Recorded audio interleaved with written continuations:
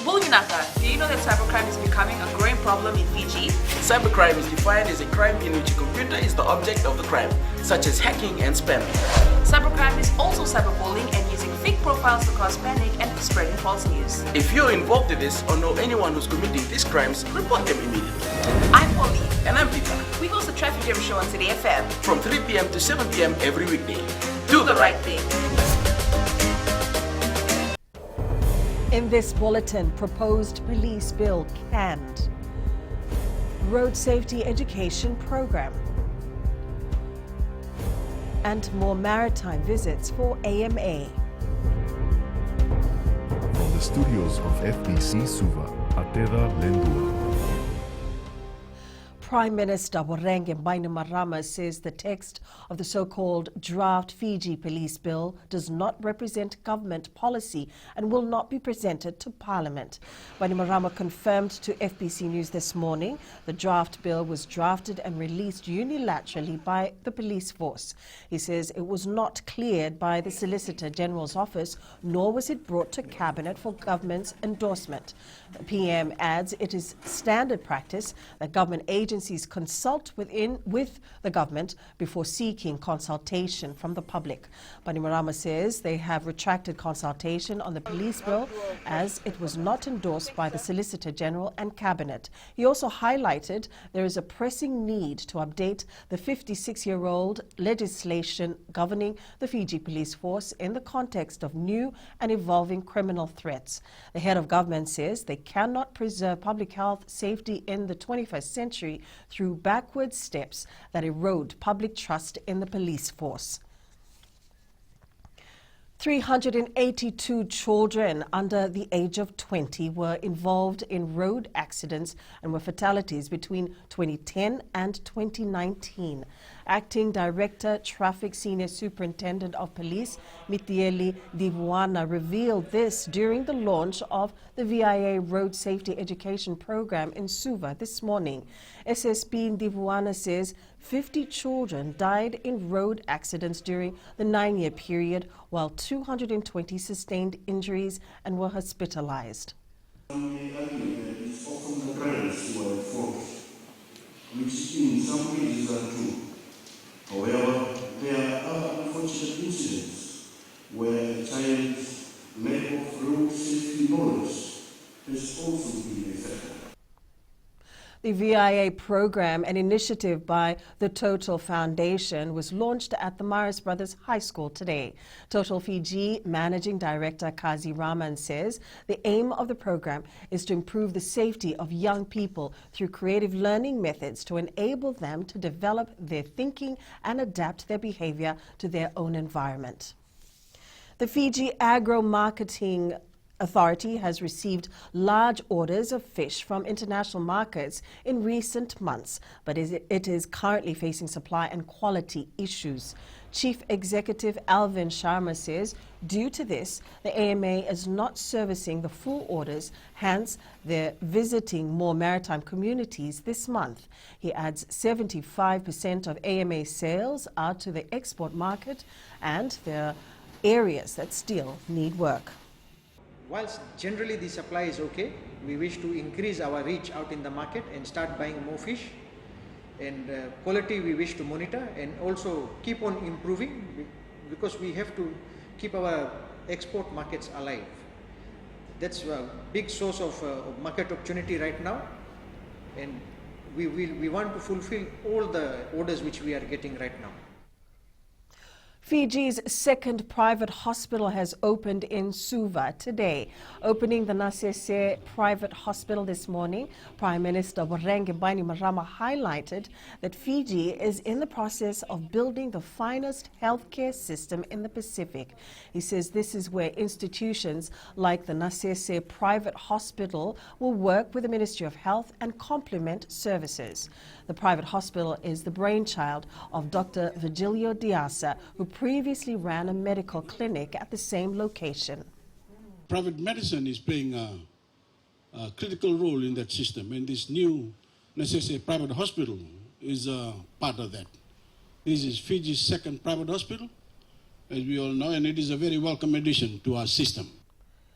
Fiji's film industry has noted a significant increase in number of international filmmakers keen to produce a film in our country.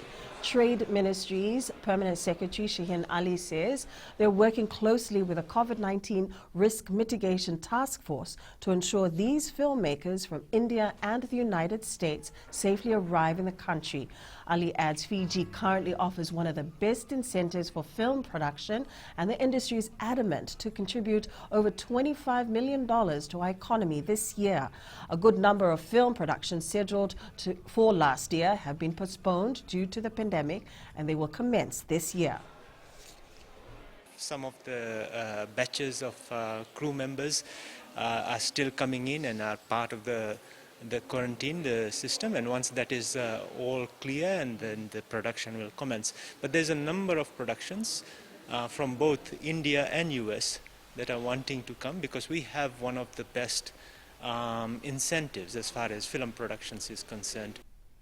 The Chinese embassy will be sharing some information and strategies with the Fijian government on how to eradicate poverty.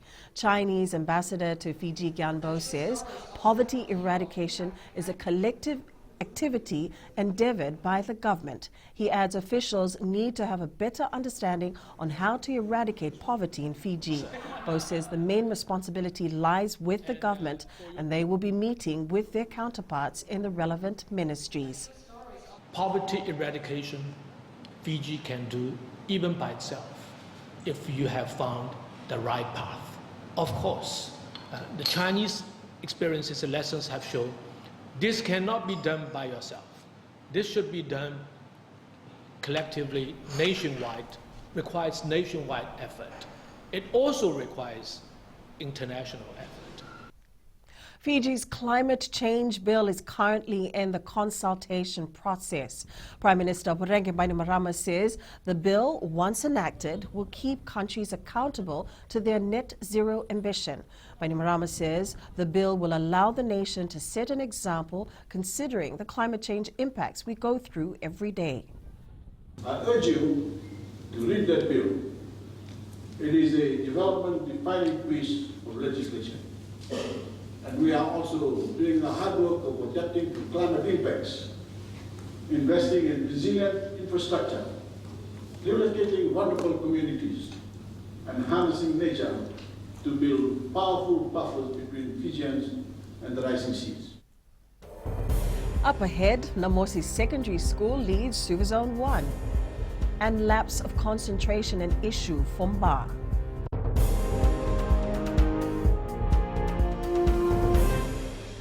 Oira na ngone no dei nunu endo be singa ni mataka. Mer susunga da ke no loma dina kino be karon. Sakena ngau na mitar lo bina no rabak sangai ka wala lo mataki na ngone. Dalo bina oya wo meliki. Bulre oya wo Samuel Samuli. Nama ki rau endo be mataka. Oni ti kina makarombuka. Ni wai tiri kalima na miniti me ono kina tiri na kaloko. Ena Radio Fiji 1 nandomo ibiti. Inda pina na mataka. Dan ramai na singabo.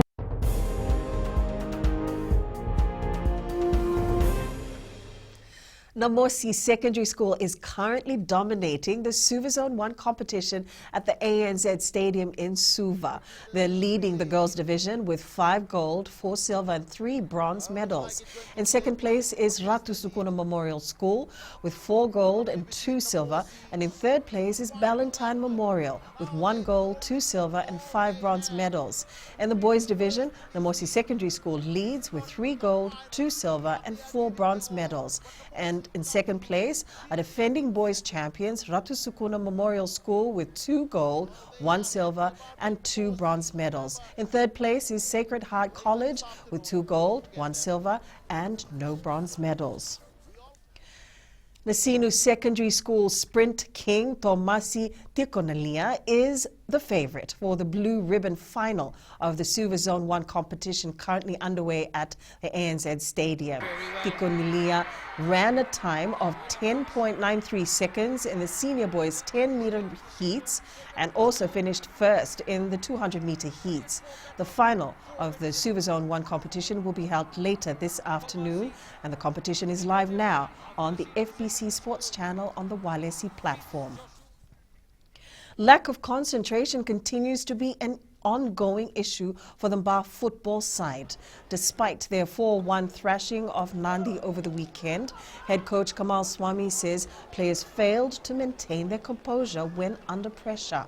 Swami says going up against Nandronga this week will be a whole new ballgame altogether.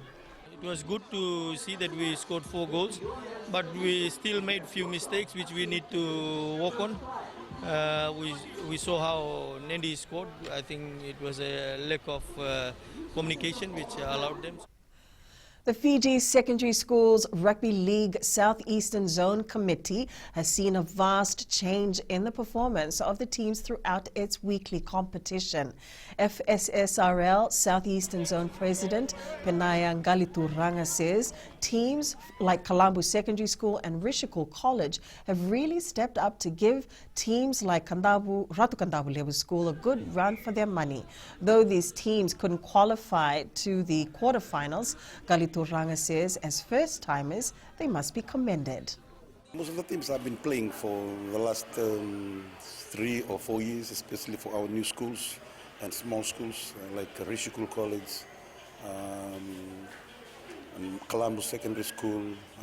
But looking at the performance, most of them really do well. Even though they lost, even though they didn't do well in the quarterfinal. But most of them, by looking at their performance throughout the season, it's a vast change.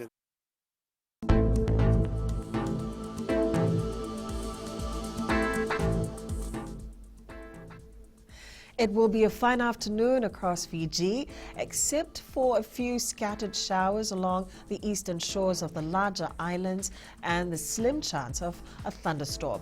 More fine weather is expected for tomorrow. That's FBC News now. Join us again at 7 p.m. for our major bulletin. For news you can trust, get the facts from FBC's TV, radio and digital news at fbcnews.com.fj. Take care and good afternoon.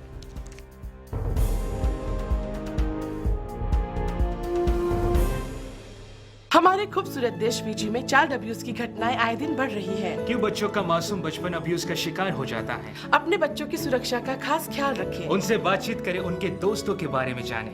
आज के बच्चे देश का भविष्य है।